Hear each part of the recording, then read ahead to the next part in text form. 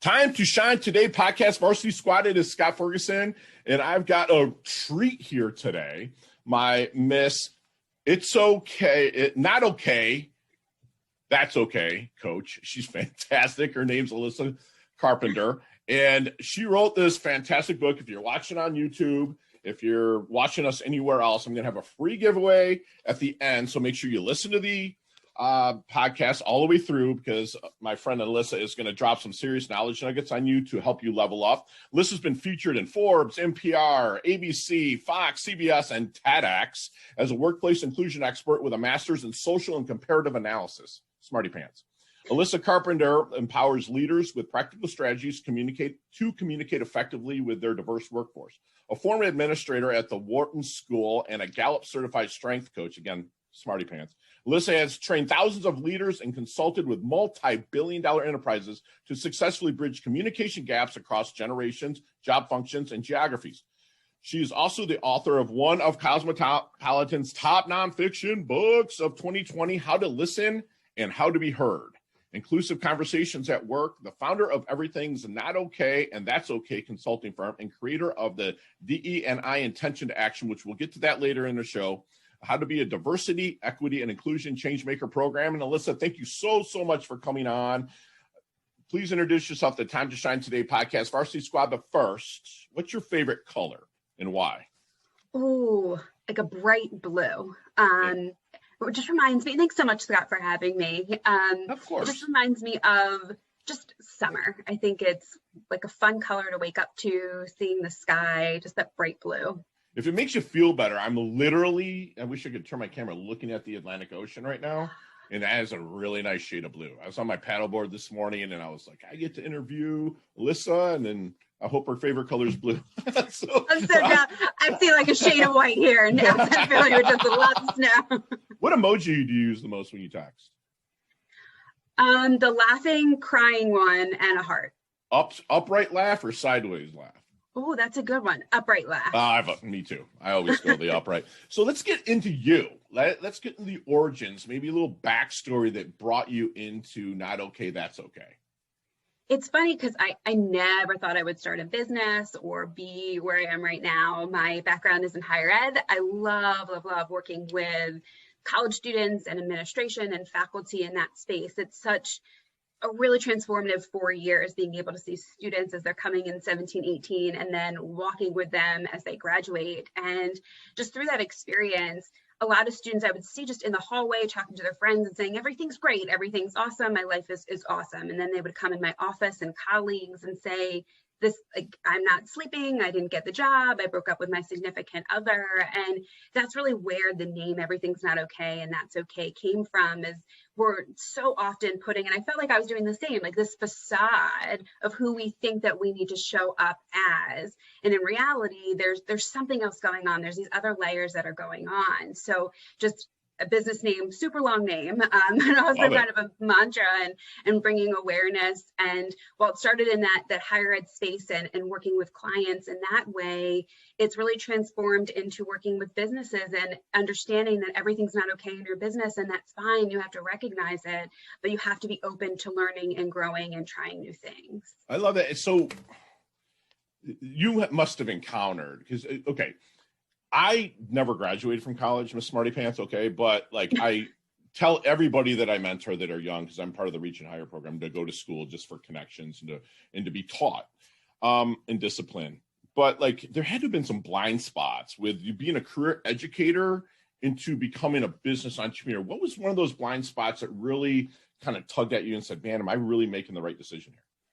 Oh, everything. Because you have the content knowledge. So I know what I'm teaching. I don't know business, and which is so ironic for working for a top business school in the world. Wharton, right? Exactly. And thinking, okay, I don't know how to run a business. And I think people make it sound so easy of quit your job, start this business, do 5 steps. And I'm always saying that's not that's not right. There's no secret to success of starting a business and you have to do these things. I really was very strategic before I left. I started as a side hustle. Will I make enough income? I took a strategic business planning class. I partnered with mentors and I asked a lot of questions. I'm still learning and growing and outsourcing things. And I think as a business owner, it's so important to be aware of your blind spots and what you know and what you don't know, and create this kind of network around you of support for when you have questions and different resources. But the running the business part, I think, would be the biggest had to been right. And so what did your family kind of think about, you being a career educator? And I say that affectionately because we need them, okay? But what did they think about you spreading your wings, for lack of a better term, and really making your way as an entrepreneur? I am so grateful and so thankful for the support of my partner and I have two little kids, they're 8 and 10. So they were just excited for me to be home more. My commute was an hour and a half each way. While I loved what I was doing, I was missing a lot. I wasn't able, my busy times in the office were their busy times at school, and I missed so many things. So being able to be more present and being selective was amazing. I am very grateful that my husband was so supportive of what I wanted to do. And people don't talk a lot about insurance, right? You leave your job that you have your steady income, your insurance to start a job, like, let's think about what is that going to look like? So I'm grateful that, and my family was really supportive too, but it's strange. Like, it's not a new thing, right. But not a lot of people start businesses with never having a business any entrepreneurial business background or even a paper out when you're a kid or something. I feel you. So then do you coach people one-on-one, or are you group coaching, or what are you doing, Alissa? So when I started out, I did a lot more one-on-one coaching with individuals in leadership roles and helping them really find their space. Right now, I do a lot of group coaching. So it's a lot of keynote speaking, training, especially with my DE&I Intention to Action program. It's a lot of group training programs. So I love to help people and work with them one-on-one, but there's so much value, I think, in getting the knowledge with people who have a different experience. You're so ingrained within your organization. So talking with people who have the same issues, but different experiences, and what worked and what hasn't worked, and facilitating those conversations and those discussions, I think, are really valuable. So what are you brought in? When you say groups, is it a company that you're brought in to level up? Okay, so let's go there then. If you're brought into a company, which, I've been faced with this before, and the CEO usually kind of brings you in, or the owner of the company, and you're dealing with his number 2 or number 1, right? That's the person. What do you do to kind of break that ice? And because they're like, man, things are going good. I don't know why this person's coming in. And don't take offense to this, but a female sometimes, or like, dude, you're bringing in a female, like, what is your secret sauce, if you don't mind sharing, to kind of break that ice and get everybody on board so they can level up? I think it's tough. One, being a female, I look a lot younger than I am, and coming into this space and saying, this is where I am. I'm brought in here for a reason. So one, I think the imposter syndrome of myself of, let's get over this. This really, you know what you're doing. But I think oftentimes people, and I talk about this a lot, people bring you in to be this miracle worker, have this magic pill within the hour, 2 hours, even a month really worth of work. And having those real conversations of what is the issue that you're having, how can we resolve it, what are the outcomes that you're looking for, and building that relationship with them that way. And when I work with clients, I use the word we a lot, because I am part of this. I want to be there. I want to help you. I want to be able to support you. This isn't just your issue or your problem. We're working through this together. And I think having that connection, that compassion, that ownership of being able to work together really goes a long way. But there is a lot of these talks that what you want to happen may not be the reality within the amount of time you want. Let's look at the data. Let's look at the facts. Let's see where you are and where you want to go. And is that attainable in this time? Wow, that's amazing. So you get everybody included with that connection, passion, and ownership. That's fantastic. So what do you think makes a great coach? Oh my gosh, I don't think there's even one thing that makes a great coach. I think a coach needs to really be an active listener. It's not it's not about you. And I think when I first started coaching years ago, it was, let me share my story or my experience and what I've done. And while that's a great connection piece, it's not about you and what you need. It's about the other person. So being able to release that and listen, what do they need? What are they looking for? Holding people accountable is huge, I think. And my whole thing is this intention to action, because we have these good intentions as people. We want to do these things. We want to grow a business or whatever the case may be for coaches, but you need to follow through, you need to do it. So whether it's the coach holding you accountable or the coach working with you to create a system to hold yourself accountable, I think that that's major. That's huge. That is absolutely huge. So when you're bringing in somebody to coach them, is there any good question that you wish maybe they would ask you but never do? Oh, that's a really good one. Even the piece about accountability, people don't ask a lot. How do you intend to hold me accountable for completing this? Or because a lot of people focus on deliverables, or what will I be able to do as a result of these sessions, of this conversation, of this time, or what will happen with my organization moving forward, which is all extremely important, and making sure that you solidify that piece.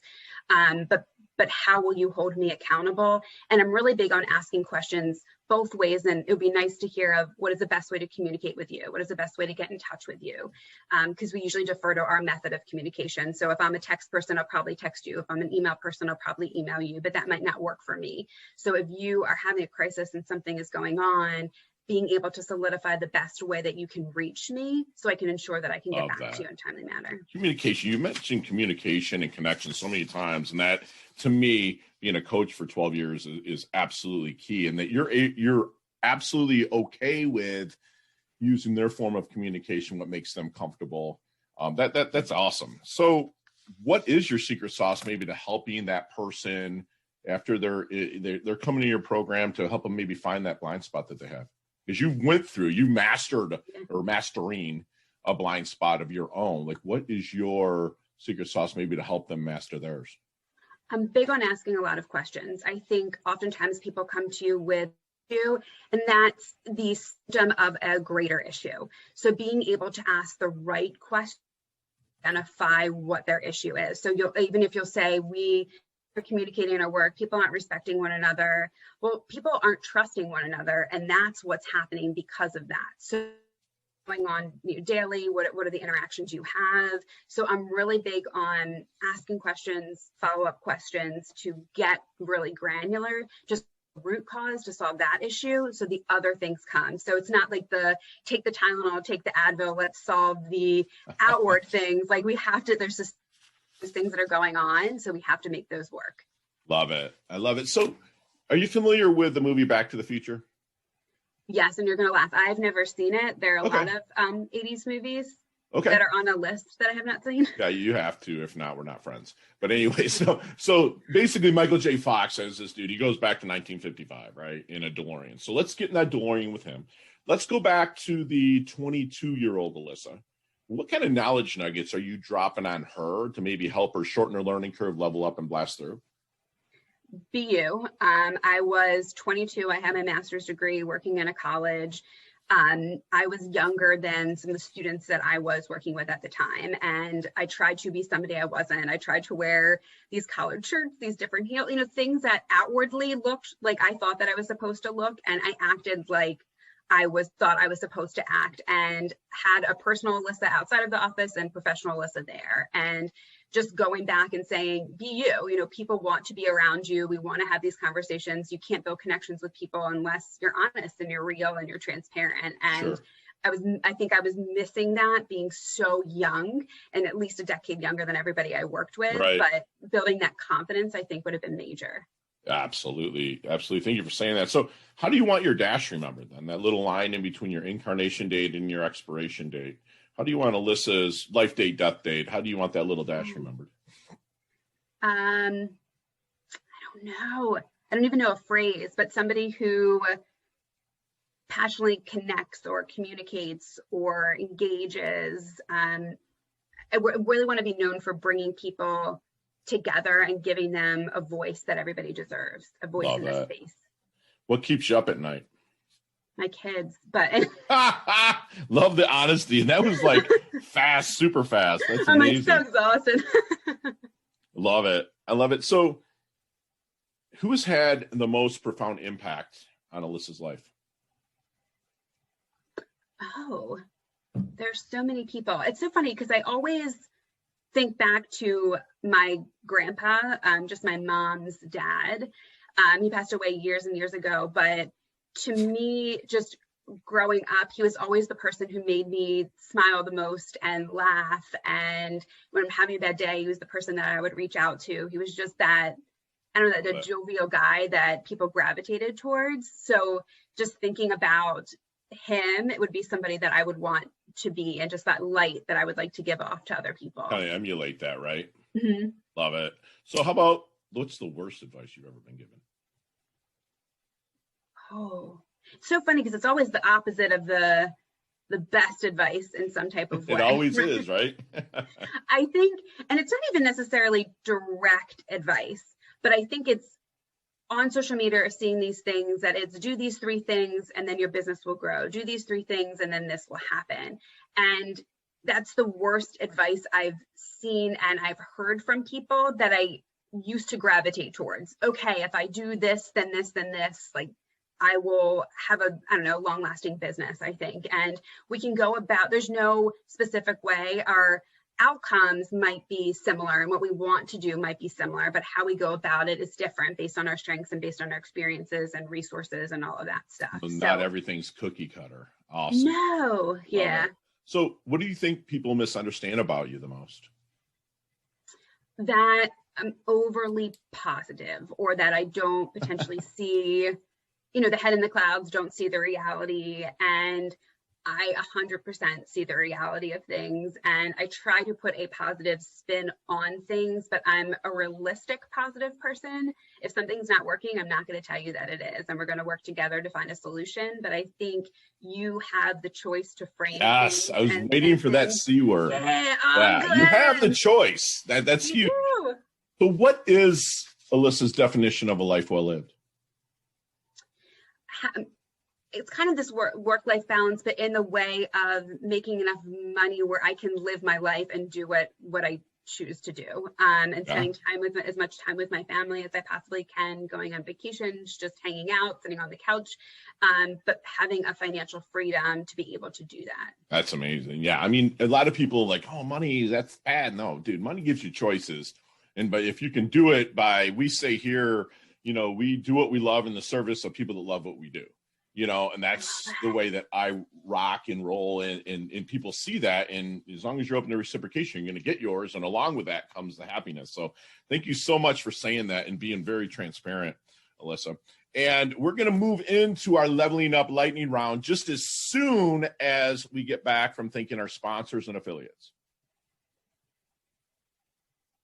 Hey, we're back with my good friend Alissa Carpenter from Not Okay, That's Okay. Just fantastic. I'm sure you heard the first part of our interview, which she just rocked it. And we're going to move into our leveling up lightning round. And what this consists of, Alissa, is I got 5 or 6 questions for you.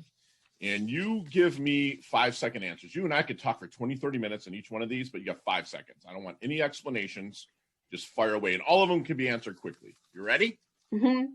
All right. What is the best leveling up advice Alissa's ever received?